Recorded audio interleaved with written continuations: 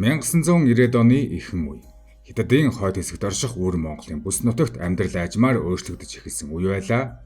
Олон зуун жилийн турш мал аж ахуй дамгаалж ирсэн энэ удам тал нутагт шинэ үйлдвэр уурхай барилгын том төслүүд нэмэгдэж олон жижиг хотууд гинэтхэн хүн ам ихтэй болж эхэлсэн.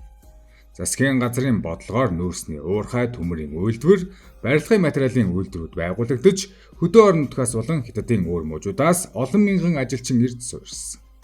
Зарим хотын хүн ам хэдхэн жилийн дотор 2 дахин өссөн байдаг. Гэвч энэ өсөлттэй зэрэгцээд хууль сахиулах бүтэц нийгмийн хяналт хотын төлөөлөлт төдийлөн бэлтгэдэг байсан. Өвөр Монголын төв хэсэгт орших Шилийн гол аймагт байрлах Шилийн хот бол энэ өөрчлөлтүүдийг хамгийн тод харуулж байсан газар. 1980-ад оны сүүлээр энэ хот харьцангуй жижиг 50 малчтын суурин байсан бол 1990-ад оны эхээр нүүрсний уурхай ноос боловсруулах үйлдвэр барилгын төслүүдийн ачаар хурдтай тэлж эхэлсэн. Хотын төв хэсэгт шинэ барилгууд сөндөрлөж захын хэсэгт төр ажилчдын байр агуулгах барилгын талбайнууд нэмэгдэж байлаа. Гэхдээ хотын захын гудамжнууд ихэвчлэн шорон замтай гэрэлтүүлэг муу шөнийн цагаар бараг хүнгүй болдог байв. Камерын хяналт байгаагүй шөнийн эргүүлж ховор байлаа. 1994 оны намрын ихэнх сарын 1 орой Шилийн хотын баруун захын ноос боловсруулах жижиг үйлдвэрт оройн ээлж ажиллаж байв. Тэнд 24 настай нэг нэмэгтэй ажилладаг байлаа. Тэр Өвөр Монголын хөдөө сум төрсөн хэдэн жилийн өмнө ажил хайж энэ хотод ирсэн хүн байж. Гэр бүл нь аслагдсан малчин айл байсан тул тэр сар бүр цалингаас тодорхой хэмжээний мөнгө явуулдаг.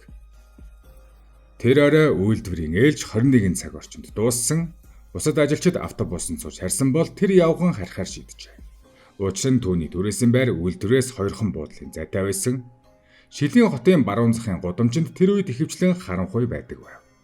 Замын 2 талаар барилгын материалын агуулгах хоосон талбай, баригдаж дуусаагүй барилгууд байсан. Шөнийн 22 цаг өнгөрөхөд тэнд хүн бараг үзэгдэхгүй болдог байлаа. Тэр эмэгтэй харин тэр орой гэртээ очисонгүй. Маргааш өглөө нь ажилдаа ирээгүй тул үйлдвэрийн нэг ажилчин түүний байранд очиж шалгажээ. Гэвч өрөө нь хоосон байв. Үдээс хойш түүний найз залуу болон хамт ажилладаг хүмүүс нь цагдаад мэдэгдэжээ.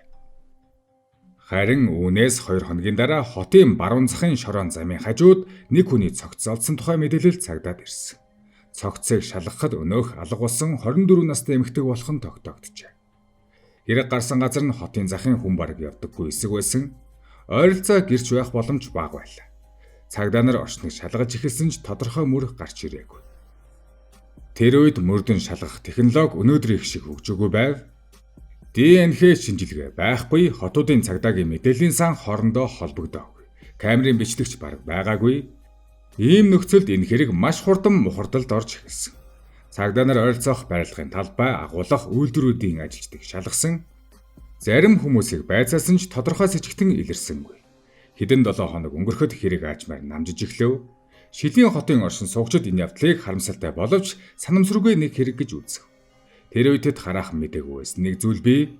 Энэ хэрэг Шилийн хотод эхэлсэн боловч тэнд дуусахгүй. Хэдэн зуун километрийн зайд орших өөр хотод яг адилхан хэрэг удахгүй гарна. Тэндээс энэ дүүх жинхэнэ утгаараа эхлэх болно. 1995 оны зуны дунд үеэр Шилийн голоос баруун тийш 600 орчим километрийн зайд орших томоохон үйлдвэрийн хот болох Бав Тавд нэгэн хэрэг гарсан нь мөрдөн байцаагчдын анхаарлыг татаж эхлэв. Бав Тав хот тэр үед Өвөр Монголын хамгийн том аж үйлдвэрлэлийн төвүүдийн нэг байлаа. Хотын баруун хэсэгт гангийн үйлдвэрүүд, зүүн хэсэгт барилгын материалын үйлдвэрүүд байрлаж, орой бүр ээлж солигдох үед гудамжинд ажилчид олноороо хөдөлдөг. Гэвч үйлдвэрийн бүсээс хэдхэн гудамж холдоход байдал огт өөр. Харанхуй хүн цөм явдаг гудамжууд хоосон агуулгах, баригдаж дусаагүй барилгууд, шорон замууд. 1995 оны 7 дугаар сарын 1 орой Бав Тав хотын зүүн үйлдвэрийн бүсэд байрлах жижиг нэхмлийн үйлдвэрт оройн ээлж дуусаж байв. Тэнд 23 настай эмэгтэй ажилладаг байв. Тэр Өвөр Монголын өмнөд талын хөдөө суманд төрсэн бөгөөд ажил хайж Бав Тав хотод ирээд удаагүй байсан. Эцэг эхэнч малчин хүмүүс байв. Тэр оройн ээлжнээсээ таран ойр байх гэрлүүгээ ганцаараа алхан явлаа. Гэрчүүдийн хэлснээр тэр орой 21 цаг 20 минутын орчимд түүнийг буудлын орчимд зогсож байсан гэж хэлдэг. Түүнээс хойш түүнийг дахин хүн хараагүй. Шөнө өнгөрч өглөө болсон ч тэр эмэгтэй ажилдаа ирээгүй. Ажил дээр хүмүүс нь эхэндээ түүнийг өвдсөн байх гэж бодсон ч өдөр өнгөрөхөд холбоо барих боломжгүй болсон тул цагдаад мэдгдсэн. Мөн л 2 хоногийн дараа Бав Тав хотын баруун захын хуучин агуулгын ойролцоо нэг цогц олдов. Тэр газрыг барилгын материал хадгалах зориултаар ашиглаж байсан боловч сүүлийн үед бараг хүн очдоггүй болсон байж. Цогцсыг шалгахад алга болсон 23 настай эмэгтэй болох нь тогтоогджээ. Мөрдөн байцаагчид хэрэг гарсан газрыг шалгаж эхлэв. Гэвч орчны нөхцөл байдал Шилийн хотын хэрэгтэй төстэй байлаа. Харанхуй хүн цөөн гэрч бараг байхгүй. Хохирогчийн зарим эд зүйлс олдоогүй байна. Энэ нь дээрмийн шинжтэй байж магадгүй гэсэн таамаг дэвшүүлэхэд хүргэв.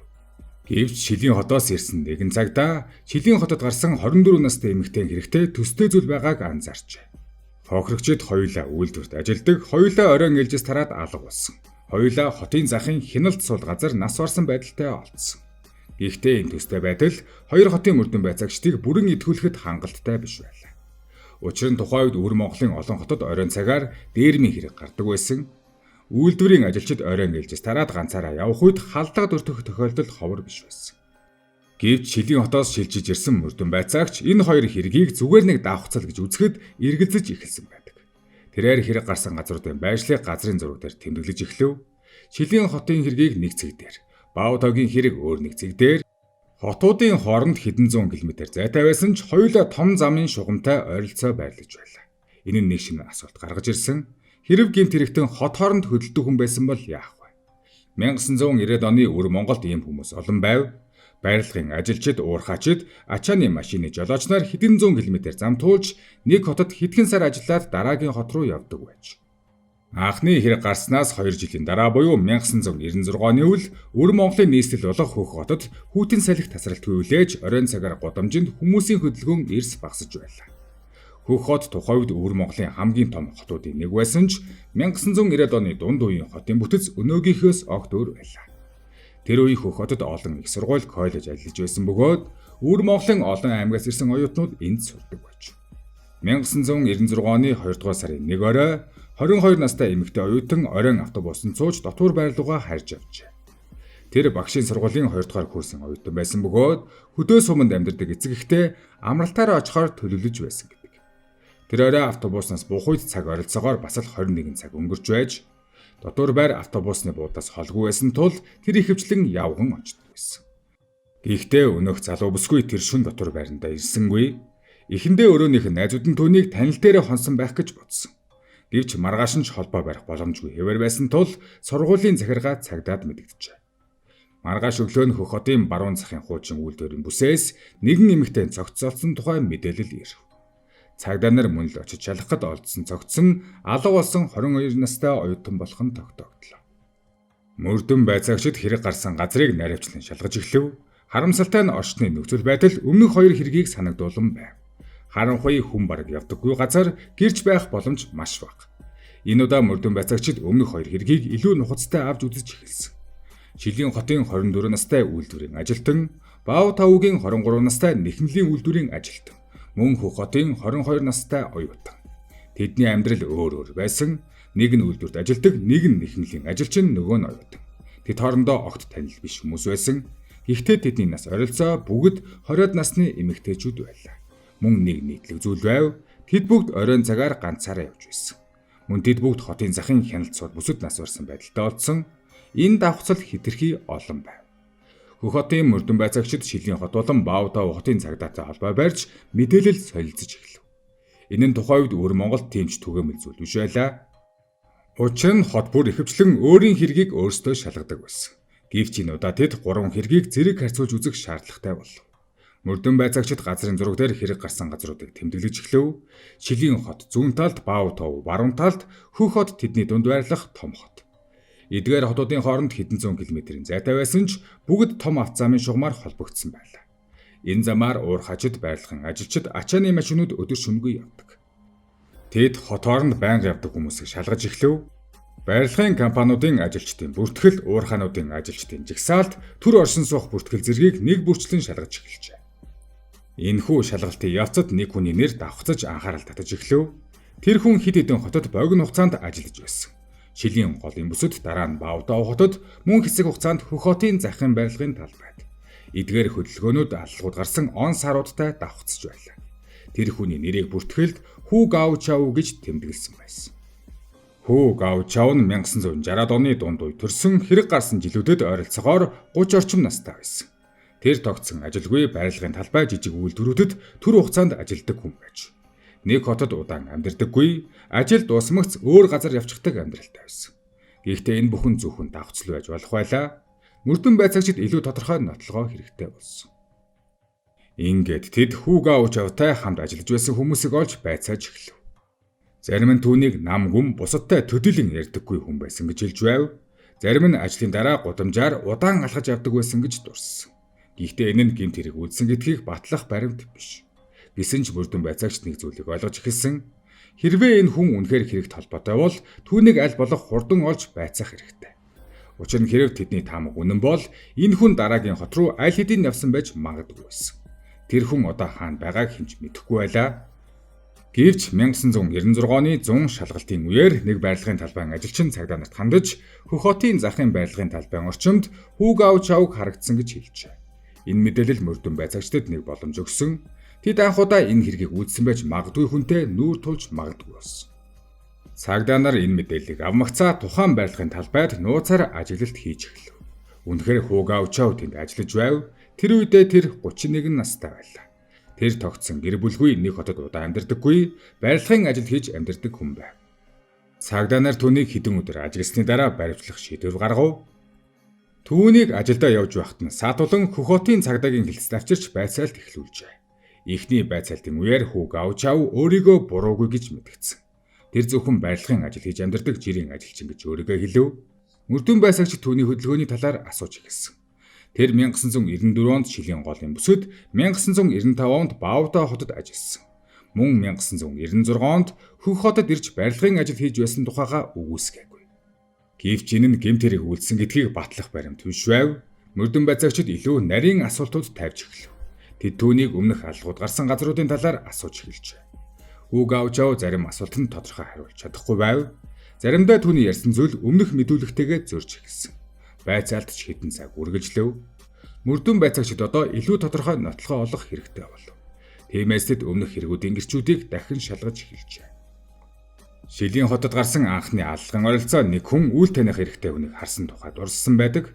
Баавтав хотын автобусны буудлын оролцоо мөн нэг гэрч үйл таних хэрэгтэй хүн удаан зогсож байсан гэж хэлсэн байдаг. Эдгээр тодорхойлолтууд бүрэн адил биш байсан ч зарим шинжүүд нь хүүг авч явтай төстэй байлаа. Гэвч мөрдөн байцаагчид зөвхөн гэрчийн бүрхэг мэдүүлгээр хэрэг баталж чадахгүй байв. Тэд одоо өөр арга хэрэглэхээр шийдэв.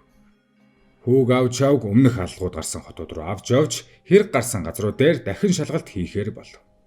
Тэдний эхний утсан газар нь хэрэг анх гарсан бүс болох Шилийн хот байв. Сэжигтэн цагдаагийн хамгаалтаар Шилийн хотод авчирч түүний ажиллаж байсан болоод хэрэг гарсан газруудыг харуулсан байна. 2 жилийн өмнө анхны хэрэг болсон тэр газар 1996 он гэхэд бараг өөрчлөгдөөгүй байв. Шорон зам талын салхи, барилгын материалын хуучин агуулгууд хэвээр байсан. Мөрдөн байцаагчид түүнийг хэрэг гарсан газрын ойролцоо болоод ажиллаж байсан газрынх нь ойролцоо аваачиж тухайн орчнуудын талаар асууж эхэлжээ. Эхэндээ тэр тодорхой зүйл хэлэхээс зайлсхийж байв. Гэвч хэдэн цаг үргэлжилсэн асуултын дараа зарим мэдээлэл гарч ирсэн. Цагдаа нарч ам алдуулах тактик ашиглаж байв. Тэр тухайн бүсийн зарим нарийн байршлыг мэдж байсан нь мөрдөн байцаагчдын анхаарлыг татав. Зарим зам агуулгын байршлыг зөв зааж өгсөн байдаг. Мөрдөн байцаагчдын дараагийн утсан газар нь Баавтав хот. Хүүг авч явг хэрэг гарсан газрын ойролцоо авчирч шалгахад тэр орчныг таних байсан шинж илэрсэн байна. Гэвч мөрдөн байцаагчид болгоомжтой ганцаар байлаа. Тэд хэргийг зөвхөн нэг хүний мэдүүлгээр батлахыг хүсээгүй. Илүү баттай нотлохоо хэрэгтэй. Харин дараагийн утсан газар нь нийслэл хөх хот. Мөрдөн байцаагчид түүнийг хэрэг гарсан газарт авчирч тухайн орчны талаар асуусан. Энэ үеэр түүний хэлсэн зарим мэдээлэл өмнө нь олон нийтэд зарлагдаагүй зүйлстэй давхцсан гэж тэмдэглэгдсэн байдаг. Энэ нь мөрдөн байцаагчдын сэжгийг улам баталгааж болсон. Гэвч тэд хэргийг бүрэн шийдэгдсэн гэж зарлахад бэлэн биш байлаа. Хятадын эрүүгийн мөрдөн байцаалтын практикт хэрэг батлахын тулд гэрчийн мэдүүлэг, материаллык нотлогоо, сэжигтний мэдүүлэг зэрэг олон зүйл давхар батлагдах шаардлагатай. Иймээс мөрдөн байцаагчид өмнөх бүх хэрэгүүдийн баримтуудыг дахин нэгтгэж эхэлв. Хохирогчийн хөдөлгөөн хэрэг гарсан цаг тухайн үед хотуудад байсан төр ажилчдын бүртгэл, барилгын компаниудын ажилчдын жигсаалтгээд бүх мэдээллийг дахин шалгаж эхэлжээ. Энэ ажиллагаа хэдэн сар үргэлжилсэн. Эцэст нь мөрдөн байцаалтын материалыг шүүхэд шилжүүлэхэд хангалттай гэж үзсэн байна. Тиймээс 1997 онд энэ хэрэг аль биесээр шүүхэд шилжив. Өөр Монголын хэд хэдэн хотод гарсан аллагуудыг нэг хэрэг болгон хэлэлцэх болсон нь тухайн үед ховор тохиолдол байлаа. шүүх хурал эхлэхэд олон хүн анхааралтай ажиглаж байсан.